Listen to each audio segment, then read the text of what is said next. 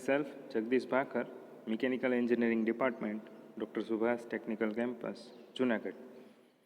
Industrial engineering સબ્જેક્ટની અંદર આપણે ઇન્ટ્રોડક્શન જોઈ રહ્યા છીએ. આજે આપણે part number 3 concept of productivity સમજવાના છીએ. First of all, what is productivity? Productivity is the output of any production process per unit of input. એટલે કે પ્રોડક્ટિવિટીનું જો આપણે શુદ્ધ ગુજરાતી કરીએ તો તે થશે ઉત્પાદકતા. અને એ ઉત્પાદકતા છે એ આઉટપુટ અને ઇનપુટ આ બંનેના ગુણોત્તર ઉપર આધાર રાખે છે. હવે આઉટપુટ કોનું? તો કે પ્રોડક્શન પ્રોસેસનું, કે જેની અંદર આપણે જે તે પ્રોડક્ટ બનાવતા હશું તો એ પ્રોડક્ટનું ની ક્વોન્ટિટી એટલે કે એની સંખ્યા, કેટલી પ્રોડક્ટ બને છે. હવે ઘણી વખત એ પ્રોડક્ટને બદલે સર્વિસીસ પણ હોઈ શકે. સર્વિસ ઇન્ડસ્ટ્રીની આપણે વાત કરીએ તો ત્યાં સર્વિસ પણ હોઈ શકે છે. અને ઇનપુટની વાત કરીએ તો ઇનપુટની અંદર કેટલા બધા પેરામીટર્સ છે તેને આપણે ધ્યાનમાં લેવા પડે છે. પણ આજે આઉટપુટ અપોન ઇનપુટ જે રેશિયો છે તેને જ આપણે પ્રોડક્ટિવિટી કહીએ છીએ. To increase productivity means to produce more with less. એટલે કે ઉત્પાદકતા વધારવી એ ક્યારે શક્ય બને? જ્યારે આપણે ઓછા રિસોર્સિસનો ઉપયોગ કરી અને વધારે યુનિટ્સ પ્રોડક્ટના બનાવીએ, વધારે ક્વોન્ટિટી બનાવીએ ત્યારે. હવે વાત કરવી ઇઝી છે, પણ પ્રેક્ટિકલી એ પોસિબલ કરવું એ એટલું જ હાર્ડ છે. કેમ કે જ્યારે રિસોર્સ તમારી પાસે ઓછા હોય ત્યારે વધારે યુનિટ્સ કેવી રીતે પ્રોડ્યુસ કરી શકાય? આ સૌથી એક મોટો પ્રશ્ન છે. In factories and corporations, productivity is a major of the ability to create goods and services from a given amount of labour, capital, material, land, resources, knowledge, time or any combination of this. એટલે કે કોઈપણ industry, કોઈપણ factory અથવા કોઈપણ company અને એની અંદર organisations પણ આવી જાય. એટલે કે બધી જ સંસ્થાઓ, એ પ્રાઇવેટ સેક્ટર હોય, પબ્લિક સેક્ટર હોય, કોઈ પણ હોય, ગવર્મેન્ટની કોર્પોરેશન્સ હોય, એ બધી જ જગ્યાએ પ્રોડક્ટિવિટી છે એ આપણે મેઝર કરી શકીએ છીએ. અને ઓવરઓલ જે રેન્કિંગ અથવા તો ગ્રોથ એ પ્રોડક્ટિવિટીના ટર્મ્સમાં જ મેઝર કરવામાં આવતો હોય છે. આગળ આપણે વાત કરીએ એ પ્રમાણે કાં તો ગુડ્સ એટલે કે કોઈ પર્ટિક્યુલર પ્રોડક્ટ બનતી હોય અથવા તો સર્વિસીસ હોય. અને આજે ઇનપુટની આપણે વાત કરતા હતા, એની અંદર લેબર એટલે કે લોકોનો સમૂહ કે જે કામ કરતું હશે, મજૂર જેને આપણે કહીએ છીએ. કેપિટલ એટલે કે ફાઇનાન્શિયલ્સ, પૈસા. ત્યાર પછી મટીરિયલ્સ, તો મટીરિયલ્સની અંદર રો મટીરિયલ્સ કોઈ પણ પ્રોડક્ટનું અથવા તો જે તે પ્રોડક્ટ છે એ બીજી કોઈ કંપની માટે રો મટીરિયલ હોઈ શકે. ફોર એક્ઝામ્પલ, એપોલો ટાયર્સ છે એ ટાયર બનાવે છે, તો એપોલો ટાયર કંપની જે છે તેના માટે ટાયર એ ફિનિશ પ્રોડક્ટ છે. જ્યારે સપોઝ એ ટાયર જો મહિન્દ્રા કંપનીની ગાડીમાં લાગતો હોય તો મહિન્દ્રા કંપની માટે એપોલો ટાયર્સ છે એ રો મટીરિયલનો સોર્સ છે. તો મટીરિયલને પણ ઘણી બધી કેટેગરીમાં આપણે વહેંચી શકીએ છીએ. ત્યાર પછી લેન્ડ એટલે કે જ્યાં આ બધું પ્રોસેસ થાય છે એ જગ્યા. કોઈ ભૂમિનો ટુકડો જોશે કે જ્યાં કોઈ ઇન્ડસ્ટ્રી આપણે ઊભી કરવી છે અથવા તો કોઈ સંસ્થા બનાવવી છે, એટલે એ લેન્ડની અંદર આવશે. ત્યાર પછી રિસોર્સિસ, નોલેજ એટલે કે જ્ઞાન. જે કાંઈ પણ પ્રોસેસીસ થાય છે એ કોઈને કોઈ નોલેજથી થતી હશે. અલ્ટિમેટલી એન્જિનિયરિંગ જે કાંઈ પ્રોસેસ બધી છે એ નોલેજ ઉપર જ આધારિત છે. ત્યાર પછી ટાઈમ. ટાઈમ છે ને ખૂબ જ મોટો રિસોર્સ છે. આપણે બધા એનો અનુભવ થોડો ઘણો કરીએ છીએ. અને હમણાં આ લોકડાઉનની સિચ્યુએશન્સમાં ટાઈમનો આપણે કેટલો યુટિલાઇઝ કર્યો, કેટલો નહીં, કેટલો ટાઈમ આપણો વેસ્ટ કર્યો એ આપણને જ ખબર છે. જો આપણે કંઈક ડિસાઈડ કરીને એની પાછળ મહેનત કરી હશે તો આ 2-3 મહિનામાં આપણે ઘણું બધું નવું શીખા પણ હશું. એટલે ટાઈમ એક બહુ મોટો રિસોર્સ છે કે જેનો ક્યારેય સ્ટોર કરી શકાતો નથી. એ ખાસ યાદ રાખવા જેવું છે. અને આજે આપણે વાત કરીએ છીએ પ્રોડક્ટિવિટીની, એની અંદર ઇનપુટ તરીકે આમાંથી કોઈ એક હોઈ શકે અથવા તો બધા જ હોઈ શકે અથવા તો આમાંથી 2-3નું કોમ્બિનેશન પણ હોઈ શકે. એટલે આઉટપુટ પર unit of input employed is known as productivity. Increase productivity on the part of capital and labour. એટલે કે જો પ્રોડક્ટિવિટી વધારશું અથવા વધારવાના પ્રયત્ન કરશું તો એ ક્યાંક ને ક્યાંક કેપિટલ છે એની અંદર આપણને ગેઇન મળશે, અને જે લેબર છે એ આ બંનેની મદદથી પ્રોડક્ટિવિટી છે એ સારામાં સારી રીતે ઇન્ક્રીઝ કરી શકાય છે પ્રોપર યુટિલાઇઝેશન કરીને. ત્યાર પછી નેક્સ્ટ પોઈન્ટ છે આપણો મેઝરમેન્ટ ઓફ પ્રોડક્ટિવિટી. એટલે productivity can be measured the amount of output પર યુનિટ ઓફ ઇનપુટ. એટલે કઈ રીતે મપાય એ તો આપણને ખબર છે. અહીંયા મેથેમેટિક્સનો કોઈ એક્ઝામ્પલ નથી, અથવા તો કોઈ એન્જિનની એફિશિયન્સી ગણવાની વાત નથી કે જેની અંદર આપણે ઇનપુટ અને આઉટપુટ પાવર માપી લઈએ અને એફિશિયન્સી છે માપી લઈએ. અહીંયા ઇનપુટ અલગ અલગ ટર્મ્સમાં છે અને આઉટપુટ આપણને મળે છે એ અલગ ટર્મ્સમાં છે. માનો કે કોઈ પ્રોડક્ટને ગણવાની વાત હોય તો આપણે એની વેલ્યુ કહી શકીએ કે ભાઈ 100 પ્રોડક્ટ છે, 200 પ્રોડક્ટ છે. પણ સર્વિસીસ હોય તો એમાં કઈ રીતે મેઝર કરશું? અથવા તો ઇનપુટ છે એની અંદર લેન્ડ, લેબર, નોલેજ, તો નોલેજને માપવું કઈ રીતે? આ એક પ્રશ્ન છે. એટલે પ્રોડક્ટિવિટી મેઝર કરવા માટે ઘણી ફિલોસોફી છે અને ઘણી બધી રીતે એની ઘણી બધી ટેકનિક્સ છે. In a factory it might be measured based on the number of hours it takes to produce a good. એટલે કે ઇન્ડસ્ટ્રીની અંદર જ્યારે મેઝર કરવાની વાત આવે ત્યારે 1 કલાકની અંદર કેટલા પ્રોડક્ટ બને છે એ મેઝર કરી અને આપણે પ્રોડક્ટિવિટી છે એ મેઝર કરી શકીએ. while in service industry might be measured based on the income generated by an employee divided by his her salary. એટલે કે જે કોઈ એમ્પ્લોય છે એ જે ઇન્કમ મેળવે છે અને એ ઇન્કમના આધારે તેની જે પર્ટિક્યુલર તે વ્યક્તિની સેલરી સાથે જ્યારે ડિવાઈડ કરવામાં આવે છે તો એ જે રેશિયો મળે છે એના આધારે સર્વિસ ઇન્ડસ્ટ્રીઝની પ્રોડક્ટિવિટી છે મેઝર કરવામાં આવે છે. અને ત્યાર પછી જોઈએ તો output is in the form of product quantity and input is in the form of resources. એટલે કે આપણે આમ તો વાત થઈ ગઈ છે કે જે આઉટપુટ છે એ હંમેશા પ્રોડક્ટની ક્વોન્ટિટી ઉપર હશે અને જે ઇનપુટ છે તે રિસોર્સિસના ફોર્મમાં હશે. The resources are in the form of land acquired. એટલે કે કેટલી જમીન આપણે લીધેલી છે અથવા તો તેના માટે કેટલું ઇન્વેસ્ટમેન્ટ કરેલું છે. સેલેરીઝ પેઇડ ટુ એમ્પ્લોઈઝ. એટલે કે જે વર્કર્સ છે અથવા તો જે કર્મચારીઓ છે તેને કેટલી સેલરી આપવામાં આવે છે. ત્યાર પછી amount paid to purchase materials. એટલે કે જે રો મટીરિયલ ખરીદવામાં આવે છે એ ટોટલ કેટલી કિંમતનું છે એ ધ્યાનમાં લેવામાં આવે છે. અને amount spent in the infrastructure. પહેલું છે લેન્ડ એક્વાયર્ડ એટલે કે જમીન. ત્યાર પછી એ ખાલી જમીન ઉપર કંઈ થતું નથી, તેના ઉપર ઇન્ફ્રાસ્ટ્રક્ચર બનાવવું પડે છે, બિલ્ડિંગ્સ બનાવવી પડે છે, વર્કશોપ્સની જરૂર હોય છે, તેની અંદર અલગ અલગ મશીન્સની જરૂરિયાત હોય છે. તો આ બધી જ જે અંદરની યુટિલિટીઝ છે તે બધું જ રિસોર્સિસની અંદર આપણે કાઉન્ટ કરવું પડે છે. અને એક વખત ક્વિક આપણે થોડું રિવાઇઝ કરી લઈએ. ઇન્ડસ્ટ્રીયલ એન્જિનિયરિંગનું કામ શું? તો કે man, machine, material, land, buildings અને મની, આ બધા જે સંસાધનો છે એનો કાર્યક્ષમ ઉપયોગ કરી અને જે તે ઇન્ડસ્ટ્રી અથવા તો ઓર્ગેનાઇઝેશન હોય તેનું પ્રોડક્શન વધારવું અને એ પ્રોડક્શન વધારીને અલ્ટિમેટલી પ્રોડક્ટિવિટીમાં વધારો કરવો. આ થયું ઇન્ડસ્ટ્રીયલ એન્જિનિયરિંગનું કાર્ય.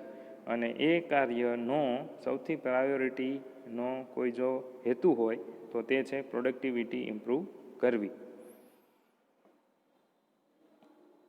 હવે એક એક્ઝામ્પલ સમજીએ આપણે પ્રોડક્ટિવિટી માટે. In case A 10 products are made by spending 100 rupees. In case B, 15 products made by spending 2000 rupees. અહીંયા આપણને 2 કેસ આપેલા છે કે ફર્સ્ટ કેસની અંદર 10 પ્રોડક્ટ બનાવવાની છે 1000 રૂપિયાનું ઇન્વેસ્ટમેન્ટ કરીને અથવા તો એના ઉપર ખર્ચો કરીને.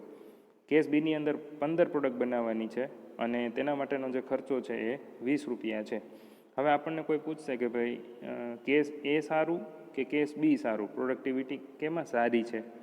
તો આપણે શું કરશું તો કે પ્રોડક્ટિવિટી ઇન કેસ એ જે ટોટલ પ્રોડક્ટ્સ છે 10 તેને ભાગ્યા ટોટલ ખર્ચો એટલે કે 1000, તો એ આપણને એક વેલ્યુ મળશે. ત્યાર પછી productivity in case of B, તેની અંદર પ્રોડક્ટ કેટલી છે તો કે 15 અને તેના માટેનો કોસ્ટ કેટલો છે તો કે 2000. એટલે આ બંનેનું જ્યારે આપણે કેલ્ક્યુલેશન કરીએ તો આપણને ક્લિયરલી ખબર પડે કે જે કેસ નંબર બી છે it is an indication of reduced productivity.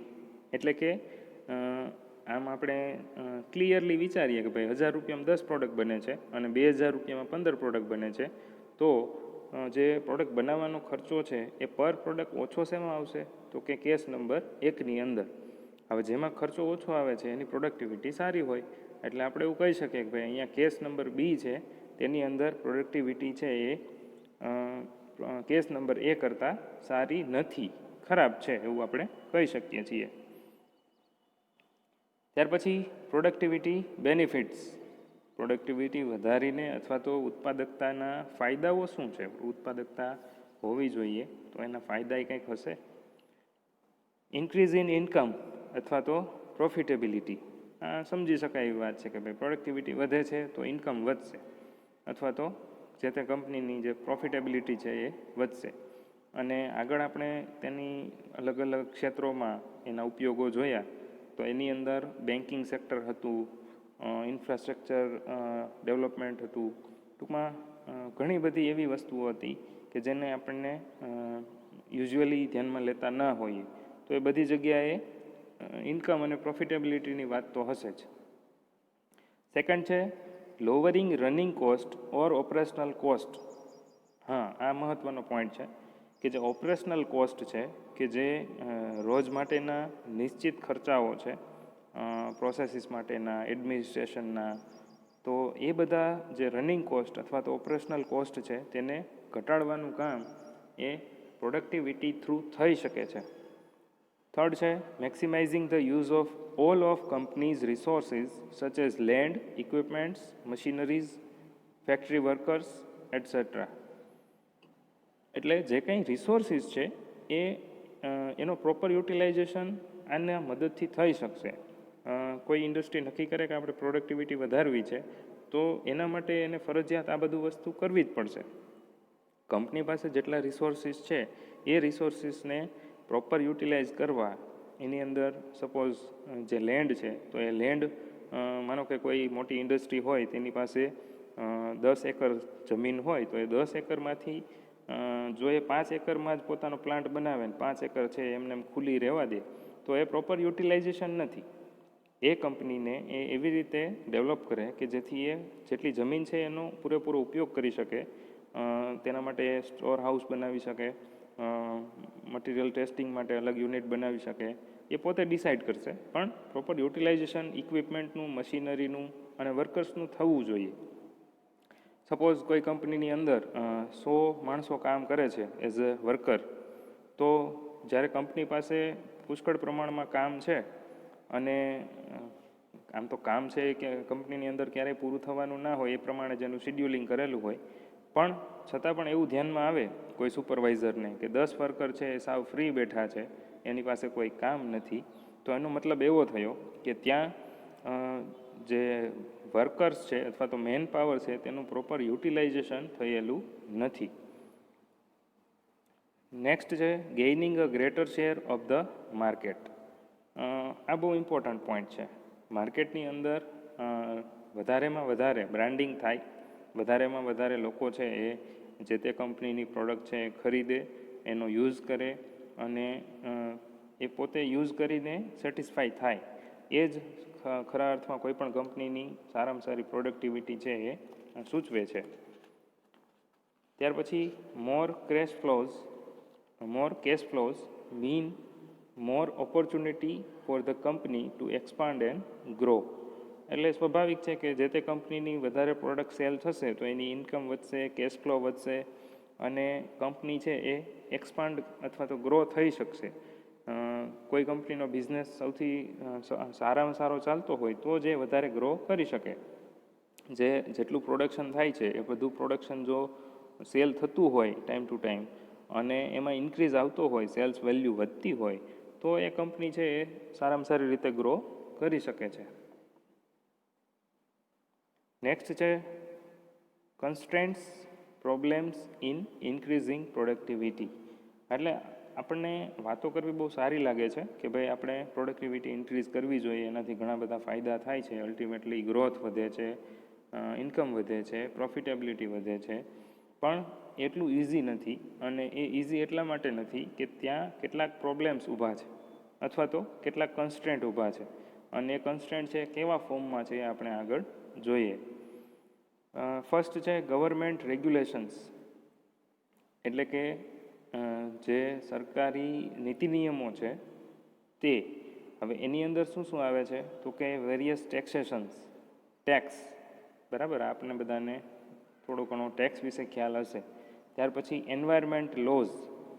હવે આપણને ખ્યાલ હશે કે ભાઈ કોઈ પણ ઇન્ડસ્ટ્રી અથવા તો કોઈ પણ કંપની, કોઈ ઓર્ગેનાઇઝેશન હોય તો તેનો જે ટર્ન ઓવર છે તેના ટર્ન ઓવરના અમુક પર્સન્ટેજ છે એ ગવર્મેન્ટને એઝ અ ટેક્સ આપણે આપતા હોઈએ છીએ, અને આપવું જોઈએ, એ આપણી ફરજ પણ છે. તો એ જે ટેક્સેશન છે એને લીધે પ્રોડક્ટિવિટી છે એ થોડી ઓછી થઈ શકે છે. ત્યાર પછી એન્વાયરમેન્ટલ લોઝ.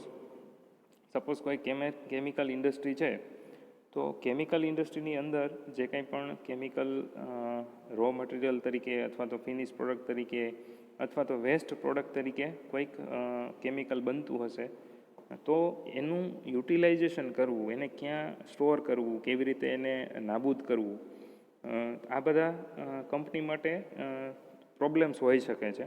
તો ઘણા બધા એવા નિયમો છે અને ઘણા બધા એવા એક્ટ્સ પણ છે આપણા કોન્સ્ટિટ્યુશનમાં, ઇન્ડસ્ટ્રીયલ એક્ટ્સ જેને કહેવાય છે, કે જેની અંદર જે એન્વાયરમેન્ટ છે એમાં ઓછામાં ઓછું પોલ્યુશન થાય, એન્વાયરમેન્ટની અંદર જે વેસ્ટ છે એ ઓછામાં ઓછા ઇન્ડસ્ટ્રી આઉટલેટ કરે, તો એના માટેના જે લોઝ છે એ ક્યાંક ને ક્યાંક કંપની માટે પ્રોડક્ટિવિટી ઘટાડવાનું કામ કરે છે, કેમ કે વેસ્ટને દૂર કરવા માટે પણ અલગથી ખર્ચો કરવો પડે છે.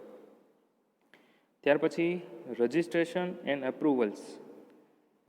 એમાં રજિસ્ટ્રેશન્સ અને લાઇસન્સિંગ, એટલે જે તે કંપની છે એની કોઈ પણ સપોઝ નવું કોઈ યુનિટ ચાલુ કરવા માગે છે, કોઈ કંપની બનાવવા માગે છે, તો તેની અંદર તેને પોતાની ડિઝાઇન પ્રપોઝલ મૂકી અને એઝ અ ઇન્ડસ્ટ્રી રજિસ્ટ્રેશન કરવું પડે છે. એની અંદર પણ રજિસ્ટ્રેશનના ચાર્જિસ હોય છે કે જે થોડું કોમ્પ્લિકેટેડ પ્રોસેસ છે. પરમિશન્સ લેવી, એના લાઇસન્સિંગ માટેની પ્રોસેસ છે એ પણ થોડી ટફ છે, અને થોડો ઘણો એમાં કોસ્ટ પણ આવતો હોય છે. તો એ થોડીક શરૂઆતમાં પ્રોડક્ટિવિટી છે એ સ્ટેબલ ન પણ મળે, તો એ કન્સ્ટ્રેન્ટ છે. હવે આપણે કેસ સ્ટડી સમજીએ કે કઈ રીતે કોઈ કંપની પોતાની પ્રોડક્ટિવિટીને વધારી શકે અને કઈ કઈ બાબતોને ધ્યાનમાં રાખે છે. ફર્સ્ટ છે GACL, એટલે કે Gujarat Alkalies and Chemical limited.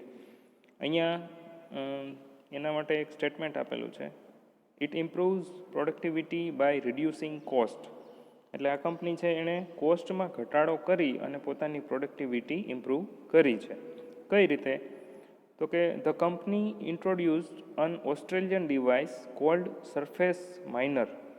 એટલે કે કંપનીએ એક ઓસ્ટ્રેલિયાથી કોઈ મશીન મંગાવ્યું કે જેને સરફેસ માઇનર તરીકે ઓળખવામાં આવે છે, to reduce the noise and vibration that અકર during the conventional drilling, blasting and crushing process.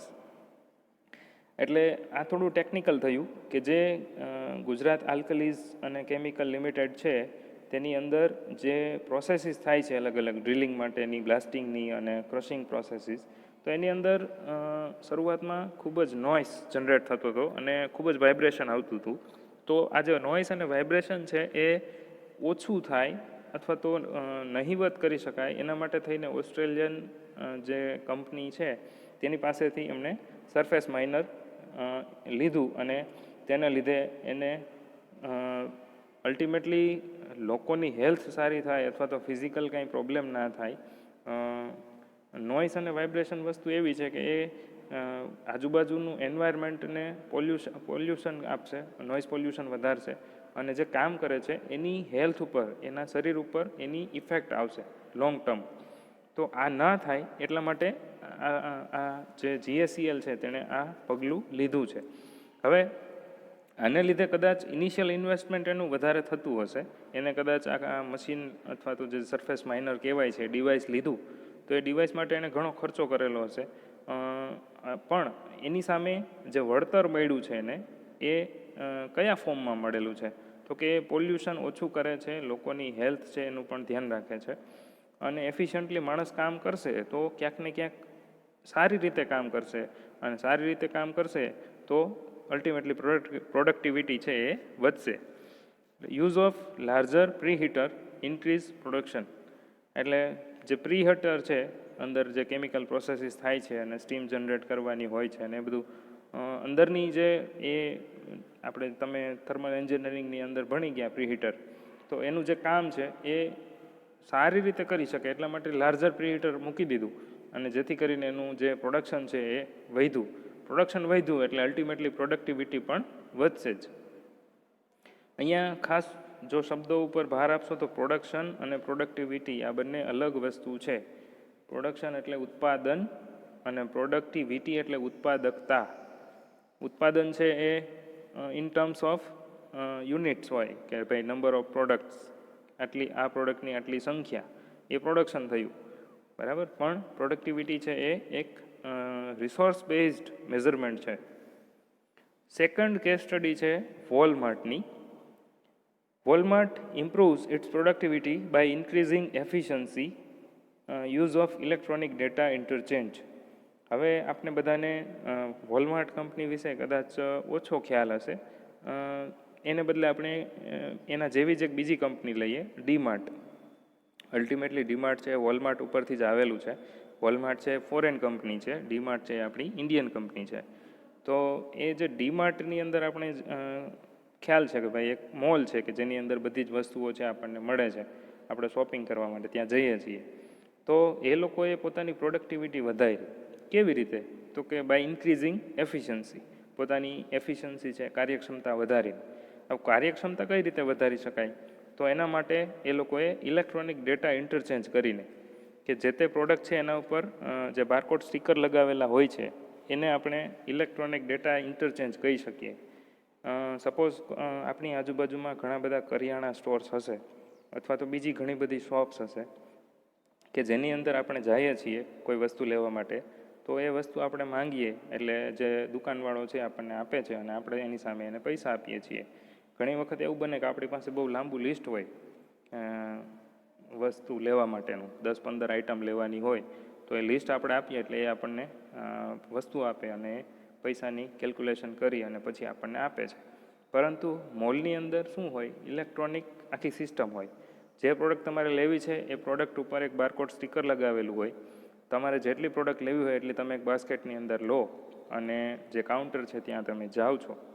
તો એ કાઉન્ટર ઉપર જઈ અને તમે 2 જ મિનિટની અંદર તમારી બધી જ પ્રોડક્ટનો ટોટલ કોસ્ટિંગ અને ફાઇનલ બિલ તમારા હાથમાં પ્રિન્ટેડ બિલ તમને આપવામાં આવે છે. તો આ થયું ઇલેક્ટ્રોનિક ડેટા ઇન્ટરચેન્જ. હવે વિચાર કરો કે જ્યારે મોલની અંદર ઘણા બધા લોકો છે એકસાથે કેટલી બધી ખરીદી કરતા હોય છે, તો ઓછામાં ઓછા ટાઈમમાં એ કસ્ટમરને સર્વિસ મળે અને જે ત્યાં કામ કરે છે વર્કર્સ, એ વર્કરનો ટાઈમ પણ પ્રોપર યુટિલાઇઝ થાય, તે વધારેમાં વધારે લોકોને સર્વિસ આપી શકે એટલા માટે ઇલેક્ટ્રોનિક ડેટા ઇન્ટરચેન્જનો ઉપયોગ કરવામાં આવે છે.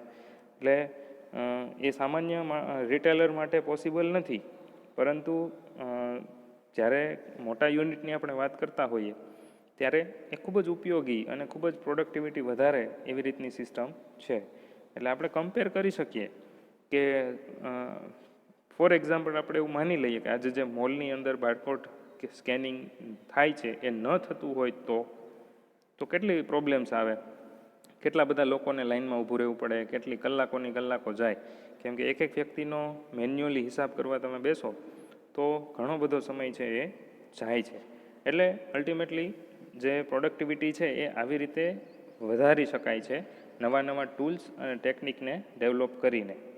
નેક્સ્ટ કેસ સ્ટડીની આપણે વાત કરીએ. થર્ડ છે ગૂગલ કંપની, જેને આપણે બધા સારામાં સારી રીતે ઓળખીએ છીએ એક સર્ચ એન્જિન તરીકે. આપણે બધા જ તેનો યુઝ કરીએ છીએ. ગૂગલ જે કંપની છે તેની અંદર પ્રોડક્ટિવિટી ઇમ્પ્રૂવ કરવા માટે એ લોકો શું કરે છે એ હવે આપણે કેસ સ્ટડીની અંદર જોઈએ. આપણે ઇમેજની અંદર જોઈ શકીએ છીએ કે અલગ અલગ ફેસિલિટીઝ હોય તેવું આપણને દેખાય છે એન્ટરટેનમેન્ટ માટે અને હેલ્થ માટે. જોઈએ એક પછી એક. ફર્સ્ટ છે ફ્રિન્જ બેનિફિટ્સ. ફ્રિન્જ બેનિફિટ્સ એટલે એક જાતનું જે વધારાની સગવડો છે, સુવિધાઓ છે, તેને આપણે આવરી શકીએ. તેને આપણે ડિટેલમાં છેલ્લે જોઈએ. સેકન્ડ છે મેડિકલ ઇન્સ્યોરન્સીસ, એટલે કે જે ગૂગલની અંદર વર્ક કરે છે જે તે એમ્પ્લોઈઝ છે તેને અને એની ફેમિલીને મેડિકલ ઇન્સ્યોરન્સ છે એ આપવામાં આવે છે. ત્યાર પછી બોડી કેર સર્વિસીસ, સ્પા અને જીમને રિલેટેડ જે કંઈ પણ ફેસિલિટી આપવી પડે તે બધી જ ગૂગલ છે તે પોતાના એમ્પ્લોઈઝને આપે છે. ત્યાર પછી એન્ટરટેનમેન્ટ સર્વિસીસ, એટલે કે જે ગૂગલની એમ્પ્લોયને રહેવા માટેની જે ફેસિલિટીઝ છે તેની સાથે સાથે એન્ટરટેનમેન્ટ માટે પ્લેગ્રાઉન્ડ્સ, ઇન્ડોર અને આઉટડોર ગેમ્સ, આ બધું જ ત્યાં ફેસિલિટી છે. અને જેથી કરીને જે તે એમ્પ્લોય અને તેની ફેમિલી એ સારામાં સારી રીતે મેન્ટલી અને ફિઝિકલી સારી હેલ્થ અને વેલ્થ એ બંને ક્રિએટ કરી શકે. ત્યાર પછી હાઉસહોલ્ડ સર્વિસીસ, એટલે કે જે ઘર વખરીની ચીજ બધી વસ્તુઓ છે એને રિલેટેડ સર્વિસીસ છે ત્યાં આપવામાં આવે છે.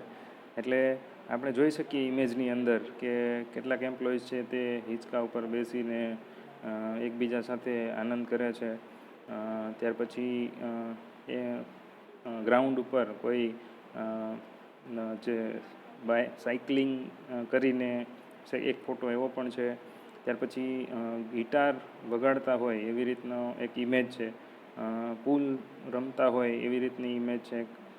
એટલે જે ફ્રિન્જ બેનિફિટ છે એની અંદર વધારાની જે સુવિધાઓ આપવામાં આવે છે એની અંદર આપણે એવું કહી શકીએ કે ભાઈ જ્યાં એમ્પ્લોઈઝ કામ કરે છે ત્યાં ગાર્ડનની ફેસિલિટી હોય, કોઈને ફ્રેશ થવા માટે અથવા તો મનોરંજન માટે પણ કંઈ જ્યારે પણ ઈચ્છા થાય તો એ કરી શકે. અને એ કરવાથી અલ્ટિમેટલી કંપનીની પ્રોડક્ટિવિટી છે એ વધે છે. જે એમ્પ્લોય છે તે મેન્ટલી સ્ટેબલ હશે, સારામાં સારી તેને રિફ્રેશમેન્ટ મળતી હશે તો એ સારામાં સારું કામ છે આપી શકશે. અલ્ટિમેટલી ગૂગલ જે કામ કરે છે એ લોજિકલ કામ જ છે.